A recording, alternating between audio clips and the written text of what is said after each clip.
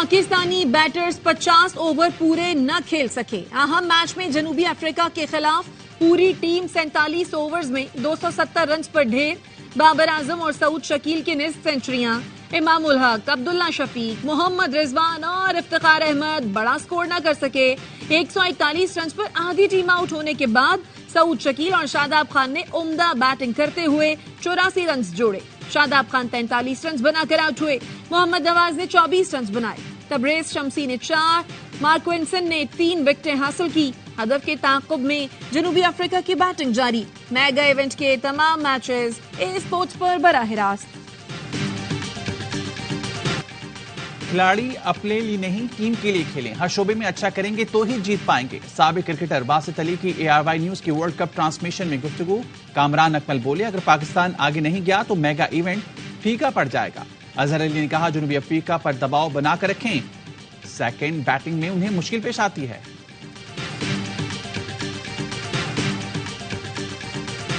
Cipher case میں chairman PTI کی دونوں درخواستیں مسترد. اسلام آباد ہائی کورٹ نے ضمانت اور مقدمہ خارج کرنے کی درخواستیں مسترد کر دی. عدالت نے تفصیلی فیصلے میں لکھا بادی نظر میں کیس پر آفیشل سیکرٹ ایکٹ کا اطلاق ہوتا ہے. چیئرمین PTI نے بطور وزیر اعظم سائفر وصول کیا اور بظاہر گم کر دیا. پروسیکیوشن کے مطابق چیئرمین PTI نے سائفر کے مندرجات کو ٹویسٹ کر کے سیاسی مقاصد کے لیے استعمال کیا. بلا شک و شبہ چیئرمین PTI کے خلاف دستاویزی ثبوت موجود ہیں. سنگین نوعیت کے الزامات پر ضمانت نہیں بنتی. شریک ملزم کی وجہ سے اخراج مقدمہ کا حکم نہیں دیا جا سکتا. وکیل چیئرمین PTI سلمان صفدر کا فیصلے کے خلاف سپریم کورٹ جانے کا اعلان. کہا سائفر ڈی کلاسیفائی ہوا تو سیکرٹ کیسے ہو گیا. 169 دن سائفر شہباز شریف کے پاس رہا. انہیں گواہ نہیں بنایا گیا.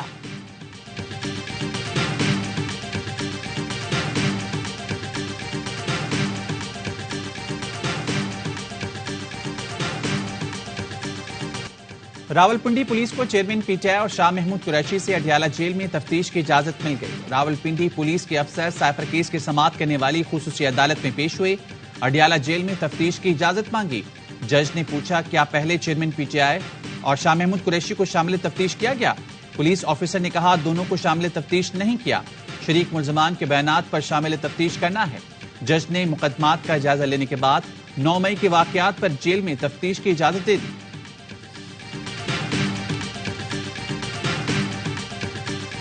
سپریم جوڈیشل کونسل نے جسٹس مظاہر نقوی کو شو کاز نوٹس جاری کر دیا. جسٹس مظاہر نقوی سے کہا گیا ہے 14 دن میں شو کاز نوٹس کا جواب دیں. چیف جسٹس قاضی فائز عیسیٰ کی سربراہی میں سپریم جوڈیشل کونسل کے اجلاس میں جسٹس مظاہر نقوی کے خلاف شکایات کا جائزہ لیا گیا. 3 ارکان نے نوٹس کے حق میں ووٹ دیا، 2 نے مخالفت کی. جسٹس سردار طارق مسعود کی رائے پر کونسل میں بحث کی گئی. سپریم جوڈیشل کونسل نے سابق chairman NAB justice retired Javed Iqbal کے خلاف ریفرنس خارج کر دیا.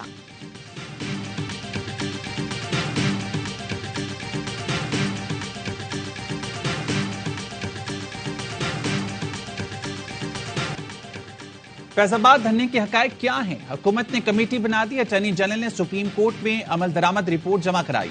رپورٹ میں کہا گیا کہ وفاقی حکومت نے فیض آباد دھرنے کے ذمہ داروں کے تعین کے لیے فیکٹ فائنڈنگ کمیٹی بنا دی. کمیٹی میں ایڈیشنل سیکرٹری داخلہ، دفاع اور ڈائریکٹر ISI شامل ہیں. فیکٹ فائنڈنگ کمیٹی طے شدہ TORs کے تحت انکوائری کرے گی. گواہوں کے بیان قلم بند کرے گی. اپنی سفارشات بھی مرتب کرے گی. کمیٹی 1 دسمبر تک اپنی رپورٹ وزارت دفاع کو جمع کرائے گی.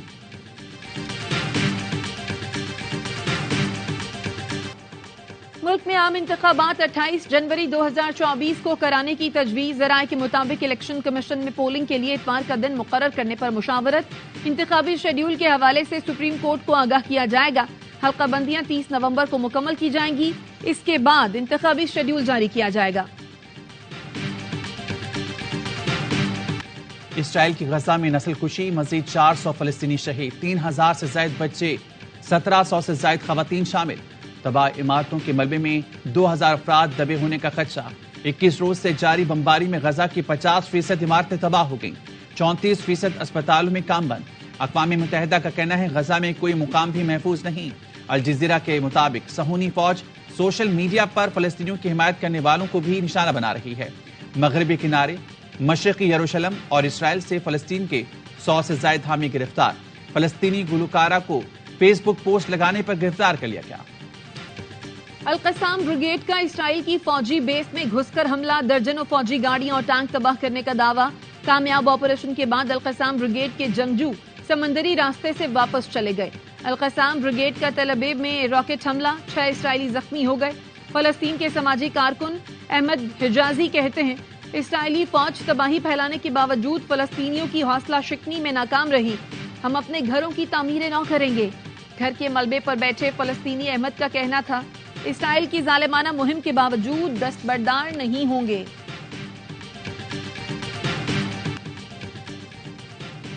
غزہ کے بچوں کا ہر دن غم، تکلیف اور اذیت میں گزر رہا ہے۔ ایک بچے نے بتایا وہ کھانا کھا رہے تھے کہ اسرائیل نے بمباری کر دی۔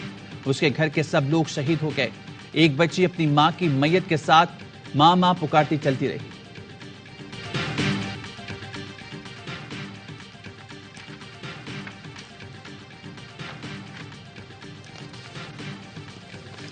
غیر قانونی طور پر مقیم غیر ملکیوں کو پاکستان چھوڑنے کی مہلت میں 4 دن باقی۔ 31 اکتوبر کے بعد گرفتاری اور ملک بدری کو یقینی بنایا جائے گا۔ نگراں وزیر داخلہ سرفراز بگٹی کہتے ہیں غیر ملکیوں کے انخلا کی 1 نومبر کے بعد غیر قانونی غیر ملکیوں کو پناہ دینے والوں کے خلاف بھی ایکشن ہوگا۔ نگراں وزیر اطلاعات پنجاب کی پریس کانفرنس عامر میر نے کہا 33,000 افراد کی نشاندہی ہوئی جن کے پاس دستاویز نہیں، جو نہیں جائیں گے انہیں پکڑ کر ڈیپورٹ کیا جائے گا۔ خواتین، بچوں اور مریضوں کا خیال رکھا جائے گا۔ واپس جانے والوں کو 50,000 پاکستانی روپے ساتھ لے جانے کی اجازت ہوگی۔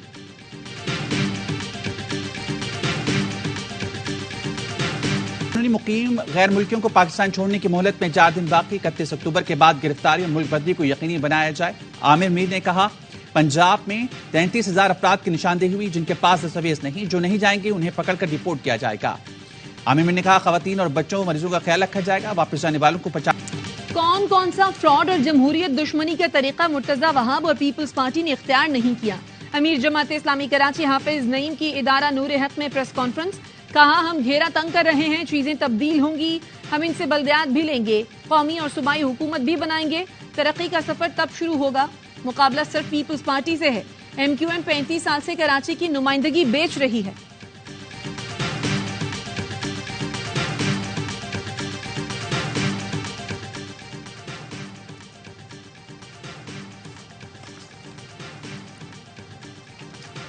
رینجرز اور پولیس کی انٹیلیجنس معلومات پر عزیز آباد میں کارروائی، 10 افراد کی ٹارگٹ کلنگ میں ملوث ملزم زوہان عرف سامل کو گرفتار کر لیا۔ ترجمان رینجرز کے مطابق گرفتار ملزم اسٹریٹ کرائم، ڈکیتی، موٹر سائیکل لفٹنگ کی 800 سے زائد وارداتوں میں ملوث ہے۔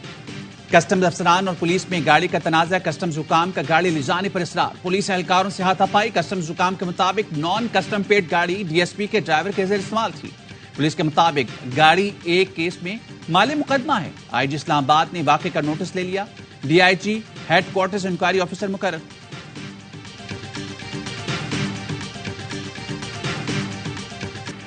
اسرائیلی بمباری میں اپنی اہلیہ، بیٹا، بیٹی اور پوتے کی شہادت کا غم بھلا کر بہادر صحافی نے دوبارہ فرائض کی ذمہ داریاں سنبھال لی۔ ویڈیو پیغام میں لوگوں کا مراکش کے اسٹیڈیم میں ہزاروں افراد سے فلسطینیوں سے اظہار یکجہتی۔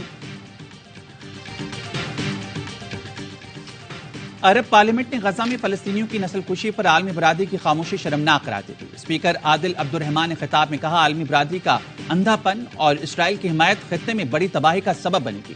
اسرائیلی جارحیت پر اقوام متحدہ کا ہنگامی اجلاس، ایرانی وزیر خارجہ نے کہا امریکہ اسرائیل کے ذریعے غزہ میں نسل کشی میں ملوث ہے۔ واشنگٹن فلسطینیوں کو مارنے کے لیے راکٹ، ٹینک اور بم بھیجنا بند کرے۔ یون انسانی حقوق کے سربراہ نے کہا دنیا انسانیت کے ایک حصے کو بچانے میں ناکام ہو گئی ہے۔ امریکہ کا مشرق وسطیٰ میں مزید 900 فوجی بھیجنے کا فیصلہ۔ غزہ پر اسرائیل کی وحشیانہ بمباری کے خلاف دنیا بھر میں احتجاج جاری۔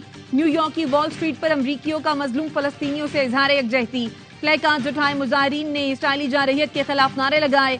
برسلز میں یورپی رہنماؤں کے اجلاس کے مقام کے سامنے ہزاروں افراد کا فلسطین کے حق میں احتجاج۔ میڈرڈ میں بھی ہزاروں طلباء فلسطینیوں کے حق میں سڑکوں پر نکلے۔ مظاہرین فلسطین کی آزادی کا مطالبہ کرتے رہے۔ کوالالمپور میں بھی اسرائیل شیم آن یو کے نعرے لگ گئے۔ مراکش کے اسٹیڈیم میں ہزاروں افراد کا فلسطینیوں سے اظہار یکجہتی۔ مالی بحران کا شکار قومی ایئر لائن کے 4 بوئنگ 777 طیارے گراؤنڈ کر دیے گئے۔ ذرائع کے مطابق فنڈز نہ ہونے کی وجہ سے طیاروں کی مینٹیننس نہیں ہو سکی۔ پی آئی اے کی 11 روز میں مجموعی طور پر 537 پروازیں منسوخ۔ پی آئی اے کے لیے 20 ارب روپے کا نیا قرض اور حکومتی قرض 6 ماہ کے لیے ری شیڈیول کرنے کا امکان۔ National bank, bank of Punjab سمیت 8 کمرشل بینک پی آئی اے کو نیا قرض دیں گے۔